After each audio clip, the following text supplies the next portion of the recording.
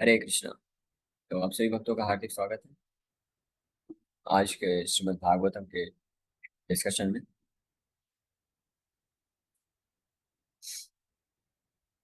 तो आज हम लोग चर्चा करेंगे पहला स्कंद का तीसरे अध्याय का पहला श्लोक।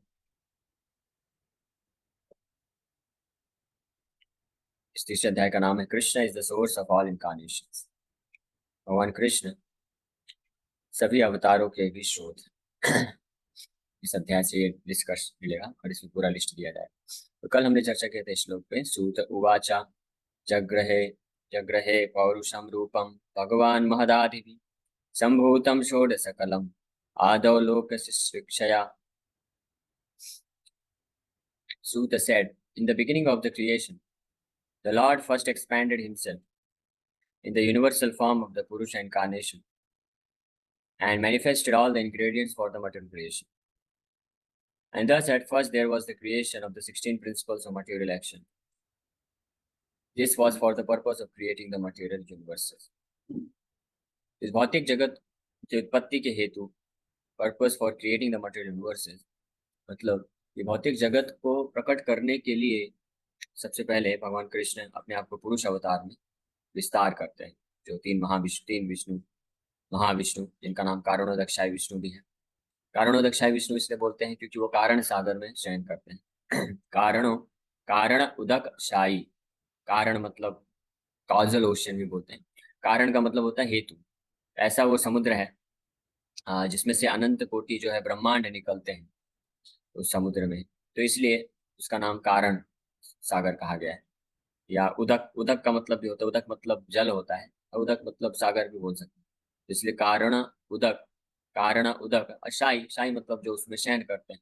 इसलिए भगवान महाविष्णु का एक नाम है कारणोदक शाही विष्णु। इस तरह से आप सरल भाषा में याद रख सकते हैं कि महाविष्णु को कारणोदक शाही विष्णु कहते हैं। तो इस भौतिक ब्रह्मांड में जो सबसे पहले विष्णु आते हैं, नारायण, अब विस्तार करते हैं अपना जिस विष्णु के रूप में, उनको कारणोदक शाही विष्णु कहते हैं या महाविष्णु भी बोला जाता है। महाविष्णु इसलिए क्योंकि उनके रोम रोम से अनंत कोटि ब्रह्मांड निकलते हैं। जैसे कोई व्यक्ति होता है, उसके जब वो मेहनत करता है तो पूरे शरीर से रोम रोम से पसीना निकलता है। तो भगवान इतने महान हैं कि उनके शरीर से पसीना नहीं, उनके शरीर से एक एक रोम से एक एक ब्रह्मांड की उत्पत्ति होती है।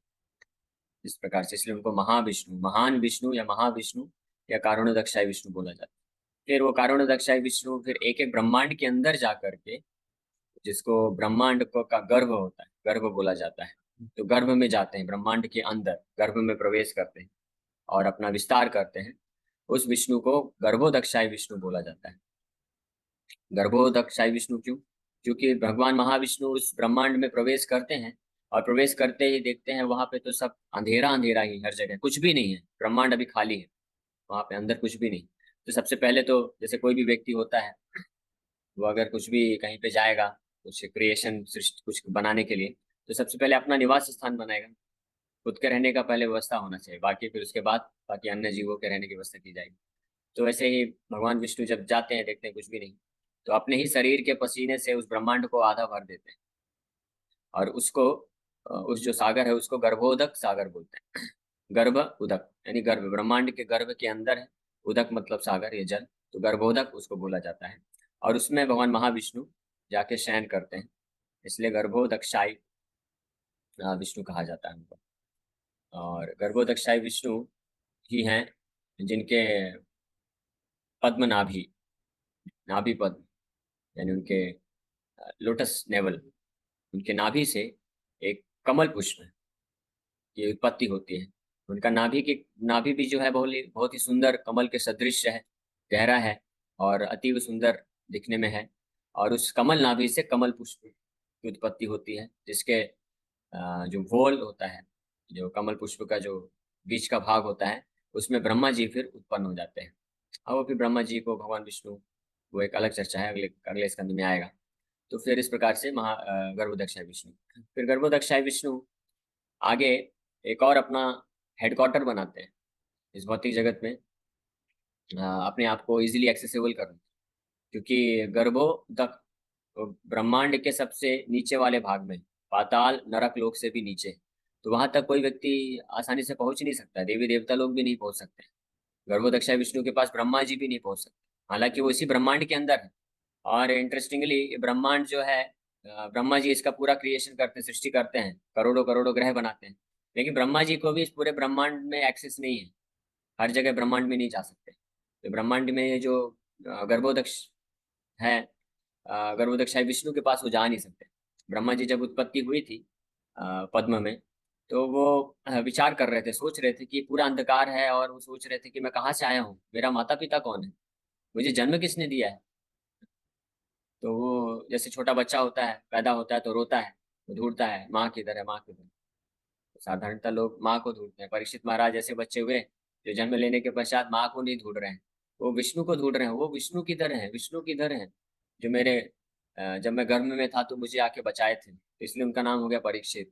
जो परीक्षण कर रहे थे हर जगह, हर किसी का चेहरा देख देख के सोच रहे थे कि कहीं यही तो वो व्यक्ति नहीं है जिसने मेरे को गर्भ में बचाया था। तो जो भी आता था सामने, युधिष्ठिर महाराज, नकुल, सहदेव और अन्य अन्य जितने भी हैं, उन सबको रिजेक्ट करते गए, नहीं नहीं ये नहीं, ये नहीं, भगवान विष्णु को ढूंढ रहे थे। इसलिए उनका एक नाम विष्णु राट भी है, क्योंकि उनको भगवान विष्णु के द्वारा बचाएंगे। तो इस प्रकार से जो ब्रह्मा जी ढूंढ रहे हैं, और ब्रह्मा जी नीचे नीचे जा रहे हैं, कमल के पुष्प में हैं, उसकी डंडी को पकड़ के, उसके अंदर ही, उसके अंदर अंदर से ही ब्रह्मा जी जा रहे हैं। और उनको 1000 वर्ष लग गए, नीचे तक पहुंच नहीं पा रहे, अंत ही नहीं। तो वो समझ गए इससे कोई फायदा नहीं है, कितना नीचे जाए, असीमित अनंत है। तो इसलिए वो विफल प्रयास छोड़ दिए, वापस चढ़ के फिर से आ गए। और आए तो भगवान विष्णु उनके ऊपर कृपा करके दो शब्द बोले, दो अक्षर बोले, तप, यानी आप तपस्या करो, तपस्या करके हृदय का शुद्धिकरण करोगे तब आप मुझे प्राप्त कर पाओगे, दर्शन प्राप्त कर पाओगे। तो ये एक महत्वपूर्ण शिक्षा भी है कि हम ब्रह्मा जी भी अपनी प्रयास से, जो कि स्वयं जो है भगवान से जिनका जन्म हुआ है, भगवान उनके डायरेक्ट पिताजी हैं, माता पिता दोनों हैं, माँ भी हैं बाप भी हैं। तो वो अभी अपने माँ बाप को नहीं पहुंच पा रहे हैं भगवान को, जब तक सेवा भक्ति का आश्रय नहीं लिए। भक्ति का आश्रय लेने के बाद कई हजारों वर्षों के बाद भगवान विष्णु को दर्शन देते हैं। लेकिन गर्भोदक्षा विष्णु का दर्शन कोई स्वभावतः कर नहीं सकता बड़ी आसानी से। इसलिए गर्भोदक्षा विष्णु कृपा करके फिर एक और अवतार विस्तार करते हैं अपना, और इस भौतिक ब्रह्मांड के अंदर आ जाते हैं। ब्रह्मांड के अंदर ही है, लेकिन ये जो ग्रहों के बीच में आ जाते हैं। और एक शिरोदक सागर है, क्षीर सागर, क्षीरोदक सागर। क्षीर मतलब होता है दूध, दूध का जो सागर होता है। तो वहां पे फिर वो अपना निवास स्थान, हेडक्वार्टर बनाते हैं, और इसलिए उनको सिरोदक्षाई विष्णु बोलते हैं। और वही सिरोदक्षाई विष्णु के पास देवी देवता लोग जा सकते हैं, दर्शन नहीं प्राप्त कर सकते, लेकिन प्रार्थना कर सकते हैं वो सिरोदक्षाई, सिरोदक सागर के तट पे आकर के। और उनकी प्रार्थना पे कभी प्रसन्न होकर के विष्णु दर्शन देते भी हैं, कभी नहीं भी देते, केवल मैसेज छोड़ देते हैं, व्हाट्सएप मैसेज में ऑडियो रिकॉर्डिंग करके भेज देते हैं। और वो भी केवल ब्रह्मा जी को पर्सनल व्हाट्सएप ऑडियो छोड़ देते हैं कि ठीक है, मैं आपकी प्रार्थना समझ गया, आप टेंशन मत लो, मैं वैसे भी जानता था आप प्रार्थना नहीं भी करते, फिर भी मैं अवतार लेने वाला था।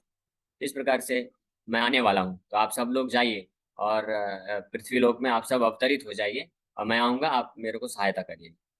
सहायता तो क्या करेंगे, भगवान सेवा में लगाना चाहते हैं, इसलिए इस तरह से मैसेज छोड़ देते हैं, फिर भगवान आते हैं। तो सिरोदक्षाय विष्णु का भी दर्शन बहुत दुर्लभ है। फिर वही सिरोदक्षाय विष्णु हर जीवात्मा के अंदर एक और विस्तार करते हैं परमात्मा के रूप में, और वो हर किसी के हृदय में परमात्मा के रूप में रहते हैं। तब आप सोच सकते हैं, परमात्मा हमारे हृदय में जो है, वो हमको हर प्रकार से गाइड करते हैं, वो सिरोदक्षाय विष्णु के विस्तार हैं। और सिरोदक्षाय विष्णु गर्भोदक्षाय विष्णु से आते हैं, गर्भोदक्षाय विष्णु कारुणोदक्षाय विष्णु या महाविष्णु से आते हैं, महाविष्णु नारायण से आते हैं, नारायण जो है संकर्षण से आते हैं, संकर्षण जो है वो मूल संकर्षण से प्रकट होते हैं, और मूल संकर्षण जो है वो बलराम जी से प्रकट होते हैं, और बलराम जी जो है भगवान कृष्ण जी के विस्तार। इस प्रकार से, इस तरीके से भगवान पूरे सृष्टि का पालन पोषण और मैनेज करते हैं। तो इस प्रकार से भगवान जगरे पौरुषम रूपम,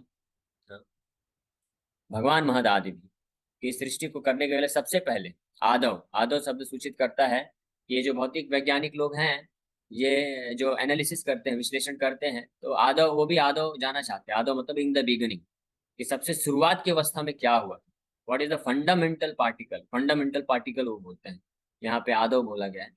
लेकिन भौतिक वैज्ञानिक बोलते हैं कि फंडामेंटल पार्टिकल क्या है, यानी मूलभूत तत्व क्या है, जहाँ से पूरी सृष्टि की उत्पत्ति होती है, जहाँ से बनता है। जैसे कोई बिल्डिंग होता है बहुत बड़ा, तो उसका फंडामेंटल पार्टिकल बोल सकते हैं कि फंडामेंटल ऑब्जेक्ट है ईट, ईट ब्रिक जो होता है, ईट होता है, ईट ईट से मिला के पूरा बिल्डिंग बनाया जाता है। तो वो फंडामेंटल है, मूल चीज है। तो इसी प्रकार से भौतिक वैज्ञानिक लोग बहुत रिसर्च करते हैं, और फंडामेंटल पार्टिकल पहले बोलते थे कि एटॉम है। परमाणु जो है वो मूलभूत तत्व है। वहां से एक एक परमाणु, और फिर परमाणु, कई परमाणु, लाखों लाखों परमाणु मिल मिल के फिर इस तरह से पूरा अलग अलग चीजें बनाते हैं।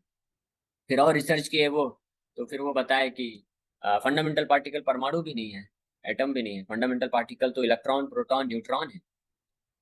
हाँ, यानी फंडामेंटल पार्टिकल का डेफिनेशन है कि जिसको और डिवाइड ना किया जा सके, और वहीं से सब कुछ, सारी सृष्टि जो है प्रारंभ होती है। तो फिर वो बताया गया। लेकिन आगे और रिसर्च हुआ तो अब बोलते हैं कि fundamental particle electron, proton, neutron भी नहीं है, उसके अंदर भी है। न्यूट्रॉन के अंदर भी है पॉजिट क्वार्क, क्वार्क वगैरह बोलते हैं। ये न्यूट्रॉन के अंदर भी छोटे छोटे पार्टिकल होते हैं, क्वार्क नाम से बोला जाता है। लेकिन ये भी सब भौतिक तत्व है। इसके भी और नीचे जाएंगे, नीचे जाएंगे तो इनको ये कभी पहुंच नहीं सकते। जिस प्रकार से ब्रह्मा जी अपने प्रयास से जा रहे हैं, ढूंढ रहे हैं कि मेरा स्रोत क्या है, स्रोत क्या है, तो वैसे इस भौतिक जगत का स्रोत भौतिक वैज्ञानिक लोग केवल ढूंढते रहेंगे, अंतिम अवस्था तक नहीं पहुंच सकते हैं। क्योंकि आदौ भगवान जगरे पौरुषम रूपम, यहाँ पे तीसरे अध्याय के पहले श्लोक में बड़े स्पष्ट रूप में बता रहे हैं कि आदौ मतलब शुरुआत में भौतिक सृष्टि जब करना था, तो भगवान जगरे पौरुषम रूपम, भगवान है। भगवान कौन है? कृष्ण। भगवान वासुदेव कृष्ण जगरे पौरुषम रूपम। ये इस पहले श्लोक में ये प्रमाणित हो जाता है हालांकि, कि भगवान कृष्ण जो है उस समस्त अवतारों के विस्तारों के स्रोत हैं। क्योंकि भगवान, यहाँ पे बताया गया कि भगवान ने पौरुषम रूप को धारण किया, कई पौरुष पुरुष पुरुष अवतार में अपने आप को विस्तार किए। तो ये है सृष्टि की शुरुआत। और फिर उसके पश्चात अलग अलग भौतिक तत्वों को प्रकट करते हैं। फिर उसका विश्लेषण तो बहुत लोग करते हैं, वैज्ञानिक भी करते हैं, और अपने शास्त्रों में भी किया गया है, सांख्य दर्शन में। तो उसमें हम लोग थर्ड कैंटो पहुंचेंगे तो और डिटेल में चर्चा करेंगे। तो अभी the Bhagavad Gita states that the personality of God, Sri Krishna, maintains these material universes by extending his plenary expansions. Bhagavad Gita में भी ये बताया गया है कि भगवान अपना इस भौतिक जगत का पालन पोषण करते हैं, अपने आप को अपने विस्तारों में प्रकट करते हैं। So this Purusha form is the confirmation of the same principle. The original personality of Godhead Vasudeva, Lord Krishna, who is famous as the son of King Vasudeva or King Nanda, is full with all opulences, all potencies, all fame, all beauty, all knowledge and all renunciation. यहाँ पे ये confirm हो रहा है, proof हो रहा है, साबित हो रहा है, ये प्रमाणित हो रहा है। क्योंकि देखिए, आप देखेंगे तीसरा अध्याय का पहला श्लोक है, और अगर आपको याद होगा, जो भक्त लोग रेगुलर आ रहे हैं, तो दूसरे अध्याय के अंतिम श्लोकों में, अंतिम 5-6 श्लोकों में वासुदेव परा वेदा, वासुदेव परा मखा, ये हम श्लोक पे चर्चा किए थे। तो इस श्लोक से लेकर के आगे कई श्लोकों में भगवान वासुदेव ही सब कुछ है, उनके बारे में वर्णन किया जा रहा है। तो भगवान वासुदेव के बारे में वर्णन किया जा रहा है, और इसलिए जैसे ही तीसरे अध्याय के पहले श्लोक में आए, तो यहाँ पे बोल रहे हैं वही भगवान, यानी भगवान वासुदेव के बारे में बात किया जा रहा है। वासुदेव कौन? कृष्ण। तो वही भगवान वासुदेव और कृष्ण जगृह पौरुषम रूपम, उन्होंने बहुत ये पुरुष रूपों का अपना विस्तार किया। इसलिए इस श्लोक से भी प्रमाणित होता है कि कृष्ण विष्णु के अवतार नहीं है, कृष्ण से विष्णु आते हैं। कृष्ण जब ये सृष्टि लीला करना चाहते हैं, भगवान वासुदेव सृष्टि लीला करना चाहते हैं, तब वो अपना विस्तार करते हैं 3 विष्णु के रूप में, और फिर इस भौतिक जगत का संचालन करते हैं। A part of his opulence is manifested as impersonal Brahman, and a part of his opulence is manifested as Param. तो उनके समस्त ऐश्वर्यों का कुछ आंशिक भाग निराकार ब्रह्म ज्योति के रूप में भगवान अपना विस्तार करते हैं, जिसमें जितने भी सृष्टि है, जितनी भी भौतिक आध्यात्मिक समस्त सृष्टि को आश्रय प्रदान करते हैं इस निराकार ब्रह्म ज्योति के रूप में। जैसे इस भौतिक जगत में जो सूर्य है, तो सूर्य के प्रकाश पे ही सारे ग्रह टिके हुए हैं। सारे ग्रह जो हैं, टिके हैं, वो सूर्य के प्रकाश पे निर्भर। तो इसी प्रकार से आध्यात्मिक जगत में भी निराकार जो ब्रह्म ज्योति है, उसी ब्रह्म ज्योति का ही ये परवर्टेड रिफ्लेक्शन है सूर्य का जो रोशनी, सूर्य की जो शक्ति है, तेज है। हाँ? भौतिक वैज्ञानिक कभी ये आंसर उत्तर नहीं दे सकते हैं कि सूर्य के अंदर इतनी तेज उष्मा, रोशनी कहाँ से प्राप्त हो रही है। इसका उत्तर उनके पास नहीं। वो बस इतना बोलते हैं कि हाइड्रोजन हीलियम है, हीलियम जो है उसका क्या बोलते हैं विज्ञान की भाषा में, उसका फ्यूजन होता है। एक होता है फिजन, एक होता है फ्यूजन। फ्यूजन मतलब वो टूटता है, हाइड्रोजन, हीलियम हाइड्रोजन में टूटता है, और उसमें कुछ मास द्रव्य का लॉस होता है, और वही जो मास द्रव्य होता है वो कन्वर्ट हो जाता है E=mc² के फॉर्मूले के अनुसार, वो असीमित मात्रा में ऊर्जा प्रदान करता है। वो ऐसा एक्सप्लेन करते हैं। लेकिन वो ये कभी व्याख्या नहीं कर सकेंगे कि इतना अत्यधिक मात्रा में हीलियम कहाँ से आया। ये थोड़ा साइंटिफिक चीज है, लेकिन जो साइंस पढ़े होंगे वो इसको समझ पाएंगे कि वैज्ञानिक भले ही बोले, हम देखते हैं कि सूरज करोड़ों करोड़ों साल से उतना उष्मा उतना रोशनी प्रोड्यूस कर रहा है, दे रहा है, लेकिन अगर उसके ईंधन, सरल भाषा में बोले तो सूर्य के अंदर, ग्रह के अंदर, वो बोलते हैं कि हीलियम ईंधन है, वो जलता है और उससे ऊष्मा और रोशनी प्रकट होती है। तो ईंधन तो समय के साथ साथ कम होता जाता है, तो कम हो जाना चाहिए। और दूसरा इसमें चीज है कि उसमें चेन रिएक्शन होता है, तो वो चेन रिएक्शन में बढ़ना भी चाहिए। तो उसका रेगुलेटर कौन है, तो उसको रेगुलेट कौन कर रहा है और कांस्टेंट सप्लाई कौन कर रहा है, ये भी दो प्रश्न है। तो इसलिए वो उत्तर नहीं दे सकते कि इतना सारा मात्रा में हीलियम कहाँ से आया, ईंधन कहाँ से आया सूर्य ग्रह के अंदर, जो जो लगातार जल रहा है और इतना ज्यादा प्रकाश दे रहा है। तो ये उनके पास उत्तर नहीं रहता है, क्योंकि वो शास्त्रों को नहीं पढ़ते, शास्त्रों को मदद नहीं लेते। तो शास्त्रों में लेकिन ये हमको पता चलता है कि जो है, यक चक्षुरे सविता सकल ग्रहाणाम राजा समस्त सुरमूर्ति अशेष तेजा, अशेष तेज, है ना, बहुत असीमित मात्रा में तेज प्रोड्यूस करता है सविता। सविता मतलब सूर्य का एक नाम सविता भी है। तो वो कहाँ से आता है, क्योंकि वो कृष्ण से आता है, क्योंकि वो यक्षुर है, चक्षुर मतलब आंख है। ये जो सूर्य और चंद्र हैं, ये भगवान कृष्ण की आंखें हैं। और कितनी आंखें हैं, करोड़ों करोड़ों आंखें। इस एक ब्रह्मांड में भगवान की ये दो आंखें हैं, और ऐसे अनेक करोड़ों ब्रह्मांडों में भगवान जो है अपनी ये सूर्य चंद्र को प्रकट करते हैं, और उनके माध्यम से पूरा सृष्टि में ये पालन पोषण करते हैं। तो ये जो शक्ति है, ये इम्पर्सनल ब्रह्म ज्योति से आती है। और दूसरा जो भगवान का आंशिक विस्तार होता है, वो परमात्मा के रूप में होता है, जो हर एक जीव तत्व, हर एक भौतिक तत्व के अंदर उपस्थित होकर के वो उनको संचालित करता है। दिस पुरुषा feature of the same personality of God head Shri Krishna,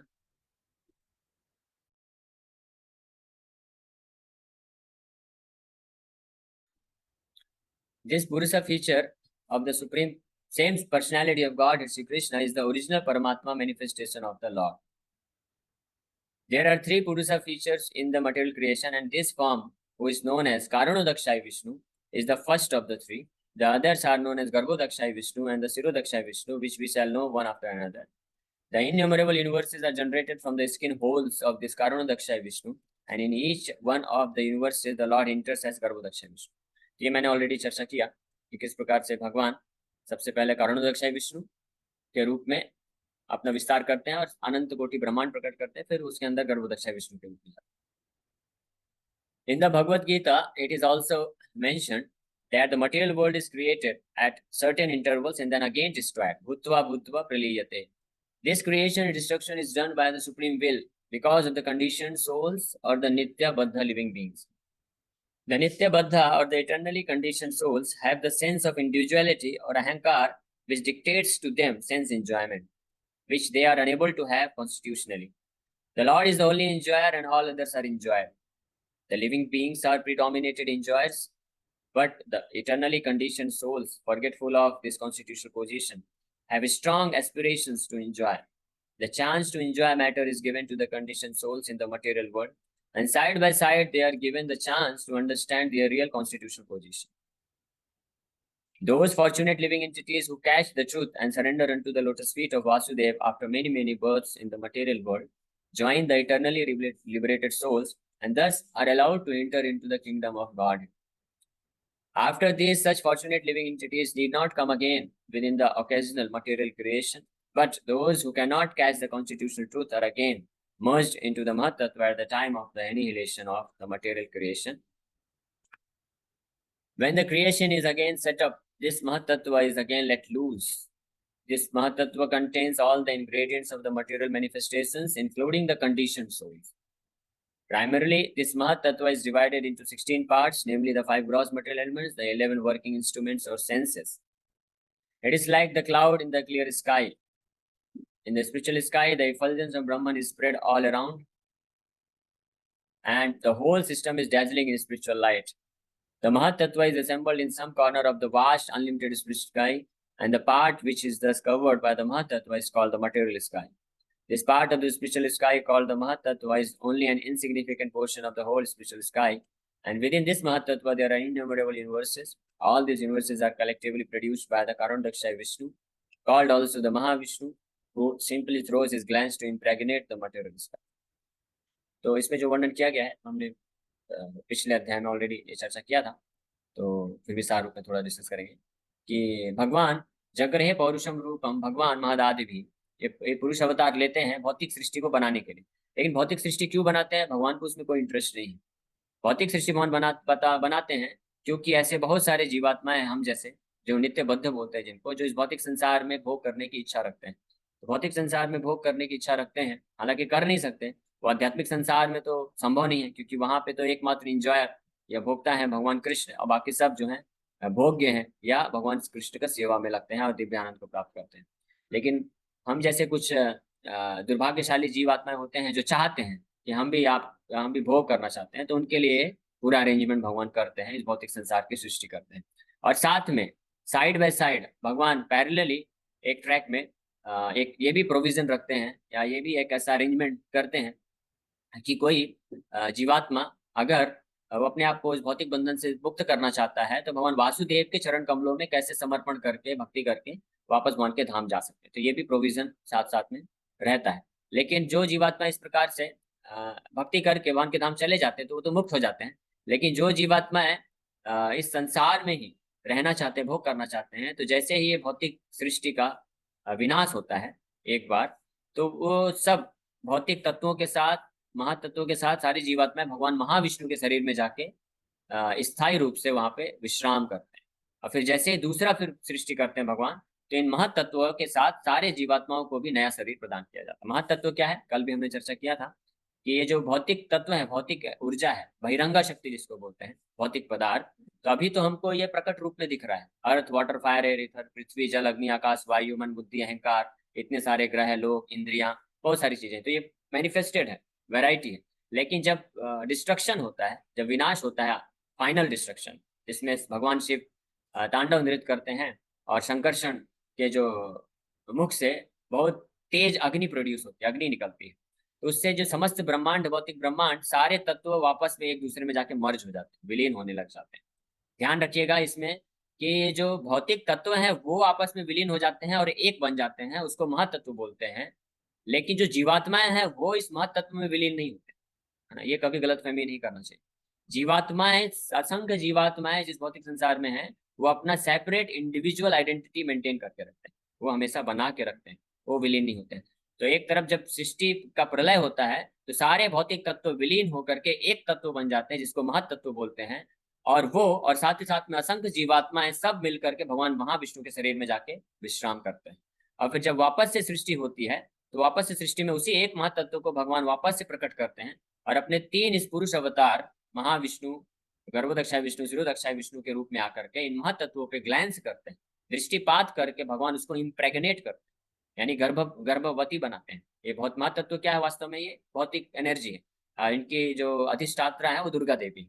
तो भगवान विष्णु जब ग्लैंस करते हैं, और वो जो ग्लैंसिंग है यानी वो जो दृष्टिपात है, वही भगवान शिव है। तो इस प्रकार से भगवान शिव और माता दुर्गा, इनके द्वारा फिर ये जो महातत्व है, ये बहुत सारी वैरायटी, विविध प्रकार के जीवात्माओं को शरीर प्रदान करते हैं। तो इस प्रकार से वापस सृष्टि रचना होती है, और वो सारे जीवात्माएं जो संसार में वापस से भोग करना चाहते हैं, उनको वापस से नया नया शरीर प्रदान करके फिर से अपॉर्चुनिटी दिया जाता है। और साइड बाय साइड भगवान खुद भी अवतार लेकर के आते रहते हैं, भगवान के भक्तों को भेजते रहते हैं, ताकि उनको ये शिक्षा मिल सके भक्ति की, और भगवान के चरण कमलों में आश्रय ले सके और भगवान के धाम में वापस जा सकते हैं। लेकिन फिर भी कुछ लोग बचते हैं, तो वापस से भगवान महाविष्णु के शरीर में विश्राम करते हैं, फिर सृष्टि होती है। तो इस प्रकार से भूतवा भूतवा प्रलीयते, बार बार सृष्टि होती है, प्रलय होता है, सृष्टि होती, प्रलय होता है। ये केवल और केवल क्यों करते हैं भगवान?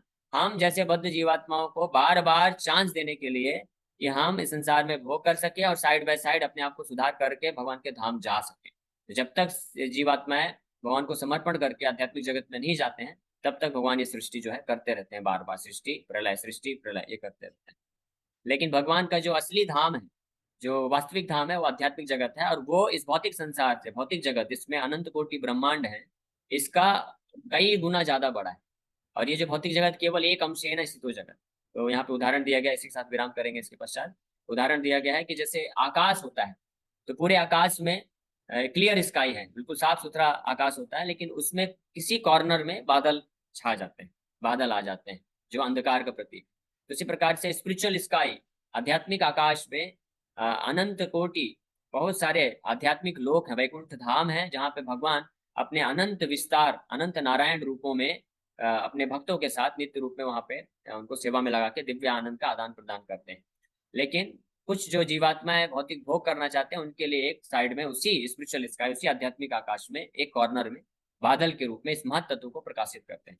तो महातत्व भी वास्तव में आध्यात्मिक ही होता है, लेकिन इस पे भगवान विष्णु इसका ट्रांसफॉर्मेशन करके उसको इस भौतिक तत्व के रूप में प्रकट करते हैं। इसलिए भगवान के लिए ये जो भौतिक जगत है वो आध्यात्मिक ही है, भगवान के लिए कोई अंतर नहीं, क्योंकि भगवान की ही शक्ति है, भगवान उसको उपयोगिता अनुसार उसको ट्रांसफॉर्म कर सकते हैं।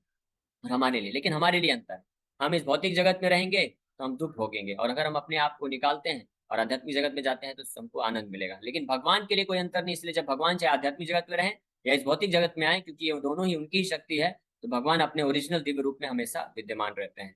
जैसे कि उदाहरण के लिए हम जो किसी भी देश के जो नागरिक होते हैं, तो वो एक यहाँ पे दो डिपार्टमेंट है, एक वेलफेयर डिपार्टमेंट है और एक गवर्नमेंट का ये जेल का डिपार्टमेंट है। तो गवर्नमेंट के लिए दोनों सेम है, उनके लिए कोई फर्क नहीं है, वो दोनों ही डिपार्टमेंट को संभालते हैं। लेकिन जो व्यक्ति जेल में रहते हैं उनके लिए कष्टदायक, और जो जेल के बाहर रहते हैं वो आजाद हैं और अच्छे से सुखी पूर्वक जीवन यापन कर सकते हैं। हालांकि दोनों जो है वो देश के अंदर ही आता है, गवर्नमेंट के अंतर्गत ही आता है, लेकिन जो नागरिक है उनके लिए दोनों में अंतर है। नागरिक अगर जेल के अंदर जाएगा तो कष्ट भोगेगा, जेल के बाहर रहेगा तो गवर्नमेंट की सुविधा को प्राप्त कर सकता है। लेकिन जो गवर्नमेंट है, जो प्राइम मिनिस्टर है, प्रेसिडेंट है, उसके लिए कोई अंतर नहीं, वो जेल के अंदर भी जाएगा तो उधर भी अपने जो पोजीशन है, पावर, उसको बना के रखता है, और बाहर भी रहेगा तो उसी पोजीशन, पावर को बना के रखता है। उसी प्रकार से भगवान के लिए ये भौतिक जगत जो जेल के समान है और आध्यात्मिक जगत, उसमें कोई अंतर नहीं है। इसलिए जब भगवान यहाँ पे आते भी हैं तो अपने उसी दिव्य रूप में, दिव्य अवस्था में, दिव्य गुणों के साथ अपने आप को प्रकट करते हैं। इस प्रकार से ये इस श्लोक में ये हमको शिक्षा प्राप्त हुई कि भगवान भौतिक जगत की सृष्टि करने के लिए सर्वप्रथम भगवान वासुदेव, भगवान कृष्ण अपने आप को तीन पुरुष के रूप में प्रकट करते हैं और सृष्टि का संचालन करते हैं। Okay, thank you very much. Hare Krishna.